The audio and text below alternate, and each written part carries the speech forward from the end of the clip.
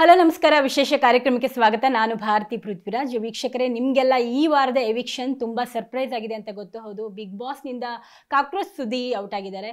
ಬನ್ನಿ, ಈಗ ನಮ್ಮ ಜೊತೆಗಿದ್ದಾರೆ, ಬನ್ನಿ ಮಾತನಾಡಿಸ್ತೀನಿ. ಸರ್ ನಮಸ್ಕಾರ. ನಮಸ್ತೆ. ಹೇಗಿದ್ದೀರಾ? ತುಂಬ ಚೆನ್ನಾಗಿದ್ದೀನಿ. ತುಂಬ ಚೆನ್ನಾಗಿದ್ದೀರಾ ಅಥವಾ? ಇಲ್ಲ ಮ್ಯಾಮ್, ಖಂಡಿತ ತುಂಬ ಚೆನ್ನಾಗಿದ್ದೀನಿ ಮ್ಯಾಮ್. ಹೌದಾ ಮ್ಯಾಮ್, ನಾನು ಗೆದ್ದೇ ಬಿಡ್ತೀನಿ, ಗೆಲ್ಲಬೇಕು ಅಂತ ಹೋಗಲಿಲ್ಲ ಮ್ಯಾಮ್. ನನಗೆ ಓಂ ಪ್ರಕಾಶ್ ಸರ್ ಒಂದು ಮಾತು ಹೇಳಿದರು. ಸರ್ರು ಹೋಗಿದ್ರು, ಆ ಪ್ರೋಸೆಸ್ಸೇ ಸಖತ್ ಎಂಜಾಯಬಲ್ ಕಣೋ, ನೀನು ಅದನ್ನು ಮಾತ್ರ ಮಿಸ್ ಮಾಡ್ಕೊಂಬೇಡ. ಈ ಶೂಟಿಂಗು, ಈ ಕೆಲಸ ಇವೆಲ್ಲವೂ ಬೇರೆ, ಅದೆಲ್ಲೋ ಟ್ರಿಪ್ಪು, ಇದ್ಯಾವುದೋ ಕ್ರಿಕೆಟು, ರಾಜ್ ಕಪ್ಪು, ಈ ಥರದ್ದೆಲ್ಲ ಬೇರೆ. ನೀನು ಅಂದ್ಕೊಂಡ್ರು ಎಷ್ಟು ದುಡ್ಡು ಇದ್ದರೂ ಹೋಗೋಕ್ಕಾಗ್ದಿರೋಂಥ ಜಾಗ ಬಿಗ್ ಬಾಸು. ನಾನು ತುಂಬ ಖುಷಿಯಾಗಿ ಅದನ್ನು ಎಂಜಾಯ್ ಮಾಡಿದ್ದೆ. ನೀನು ಇದನ್ನು ತಲೆಯಲ್ಲಿ ಏನೋ ಇಟ್ಕೊಂಡು ನಾನು ಗೆದ್ದುಬಿಡ್ತೀನಿ, ಏನೋ ಮಾಡ್ತೀನಿ, ಹಂಗೆ ಹೋಗಲೇಬೇಡ. ಫುಲ್ ಖುಷಿಯಾದ ಮೈಂಡ್ಸೆಟ್ಟಲ್ಲಿ ಹೋಗೋ, ತುಂಬ ಖುಷಿಯಾಗಿ ನೆಮ್ಮದಿಯಾಗಿ ಆಡ್ಕೊಂಬ, ತುಂಬ ಖುಷಿ ಕೊಡುತ್ತೆ ಅಂತ. ಅವರು ನಾನು ಕೇಳಿದೆ, ಅಣ್ಣ ನೀವು ಎಷ್ಟು ವಾರ ಇದ್ರಿ ಅಂತ. 7 ವಾರ ಅಂದರು. ನಾನು 7 ವಾರ ಇದ್ದೆ ಮ್ಯಾಮ್, ಕರೆಕ್ಟಾಗಿ 7 ವಾರ ಇದ್ದೆ. ತುಂಬ ಖುಷಿಯಾಗಿ ಹೋದೆ. ಅದಕ್ಕೋಸ್ಕರನೇ ಎಲ್ಲ ಸಿನಿಮಾನು ಬೇಗ ಮುಗಿಸಿದೆ. ಪಾಪ ಓಂ ಪ್ರಕಾಶ್ ಸಾರೂ ನಾನು ಬಿಗ್ ಬಾಸ್ಗೆ ಹೋಗ್ಬೇಕು ಅನ್ನೋ ಕಾರಣಕ್ಕೆ ನನ್ನೊಬ್ಬಂದೇ ಶೂಟ್ ಮಾಡಿ ಒಂದಿನ ಡೇಟ್ ಸಿಕ್ಕಿಲ್ಲ. ಅವಿನಾಶ್ ಸರ್ದು, ತಾರಾ ಮೇಡಮು, ಶ್ರುತಿ ಮೇಡಮ್ದು.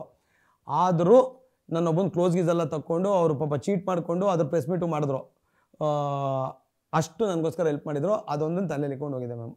ನಾನು ಆ ಪ್ರೋಸೆಸ್ ಎಂಜಾಯ್ ಮಾಡೋಕ್ಕೆ ಹೋಗಿದೆ. ನೀವು ಅನ್ಕೊಂಡಿದ್ರೋ ಎಲ್ಲೋ ಗೊತ್ತಿಲ್ಲ, ಜನರಂತೂ ಅನ್ಕೊಂಡಿದ್ರು, ನಿಮ್ಮ ಫ್ಯಾನ್ಸ್ ಅನ್ಕೊಂಡಿದ್ರು ಕೊನೆ ವಾರದವರೆಗೂ ಇರ್ತೀರಿ, ಕಪ್ ಗೆದ್ಕೊಂಡು ಬರ್ತಿರೋ ಅದು ಸೆಕೆಂಡ್ರಿ, ಬಟ್ ಫಿನಾಲಲ್ಲಂತೂ ಇರ್ತೀರಿ ಅಂತ.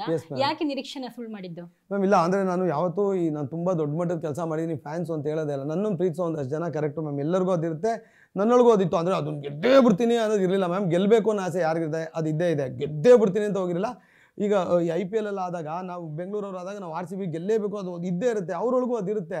ಅದೆಲ್ಲೋ ಒಂದೊಂದ್ಸರಿ ಮಿಸ್ ಹೊಡಿಯುತ್ತೆ ಮ್ಯಾಮ್, ಮಿಸ್ ಹೊಡಿಯುತ್ತೆ. ಹಾಗೆ ಆಗುತ್ತೆ ಮ್ಯಾಮ್. ಒಳಗಡೆ ನಿಮ್ಗೆ ಏನು ಗೊತ್ತೇ ಆಗಲ್ಲ ಕಂಪ್ಲೀಟ್ ಆಚೆ ಏನು ಅಂತ. ಹಂಗಾಗಿ ಎಲ್ಲೋ ರಾಂಗ್ ಸ್ಟೆಪ್ ಇಟ್ಟೆ ಅನ್ಸ ಮ್ಯಾಮ್. ಸ್ಟಾರ್ಟಿಂಗ್ ತುಂಬ ಚೆನ್ನಾಗಿ ಹೋಯ್ತು ನಂದು, ನನಗೆ ಗೊತ್ತು. ಏಕ್ದಮ್ ನೀವು ಎಲ್ಲ ನೋಡೇ ಇದ್ದೀರ, ನಾನು ಹೇಳೋದು ಬೇಡ. ಅಲ್ಲೆಲ್ಲೋ ಫೈನಲಿಸ್ಟ್ ಆಗ್ತೀನಿ, ಅಲ್ಲಿ ಮತ್ತೆ ಚಾಂಪಿಯನ್ ಆಫ್ ಫೈನಲಿಸ್ಟ್ ಅಂತ ಆಗ್ತೀನಿ, ಅದೊಂದು ಇಮ್ಯುನಿಟಿ ತೊಗೋತೀನಿ. ಅದಾದಮೇಲೆ 7ನೇ ವಾರದವರೆಗೂ ನಾನು ನಾಮಿನಿಗೆ ಬಂದಿಲ್ಲ. ಎಲ್ಲವೂ ನನ್ನ ಇದ್ರ ಮೇಲೆ ಆಡ್ಕೊಂಡ್ಬರ್ತೀನಿ. ಕೊನೆಯಲ್ಲಿ 6ನೇ ವಾರ ನಾನು ಲಾಕೆಟಿಂದ ಅಲ್ಲೂ ಇದಾಗ್ತೀನಿ. 7ನೇ ವಾರ ನಾಮಿನಿಗೆ ಬಂದೆ. ಮೇ ಬಿ ಎಲ್ಲಿ ರಾಂಗ್ ಆಯಿತು ನೋಡಿ ಆಚೆ. ನಿಮ್ದೇ ಆದ ಫ್ಯಾನ್ಸೇ ನಿಮ್ಮನ್ನ ಆಚೆ ಕಳಿಸ್ಬಿಟ್ರೆ, ಅಂದ್ರೆ ವೋಟ್ ಮಾಡಿಲ್ವಾ?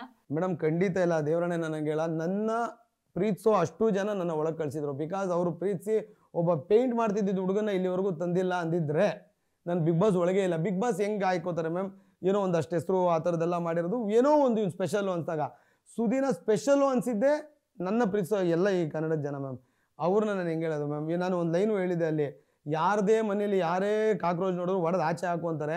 ಆಚೆ ಇರೋ ಕಾಕ್ರೋಚ್ನ ಹಿಡಿದು ಪ್ರೀತಿಯಿಂದ ಒಳಗಾಕಿದ್ದೆ ಜನ. ಅವ್ರಿಗೋಸ್ಕರನೇ ನಾನು ಇದು ಆಡ್ತಿರೋದು ಹೋಗ್ತಿರೋದು ಅಂತ. ಖಂಡಿತ ಈ ಮಾತು ಒಪ್ಪಲ್ಲ ಮ್ಯಾಮ್. ಆ ಥರದ್ದೇನೂ ಇಲ್ಲ. ಎಲ್ಲೋ ನನ್ನ ಆಟ ತಪ್ಪಾಗಿದೆ ಮ್ಯಾಮ್, ಅಷ್ಟೇ.